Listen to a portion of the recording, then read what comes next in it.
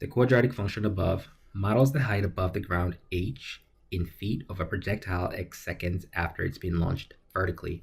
If y equals h of x is graphed in the xy plane, which of the following represents the real-life meaning of the positive x-intercept of the graph?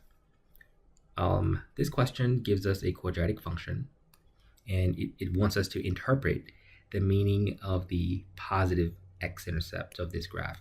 So to give you a quick sketch right here, this graph has a negative leading coefficient. In other words, a is negative, meaning the graph is going to be opening up upside down like this. It's going to open down like this.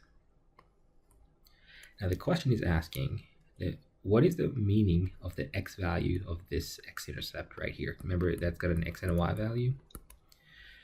Now, the x-axis gives us time in seconds, so this is time in seconds, and the y-axis gives us the height in feet.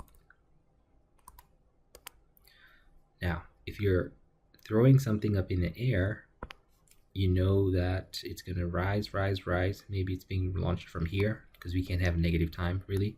And then it's going to go up and eventually come back down and hit the ground. So here, it gives you the time at which the projectile comes back to the ground.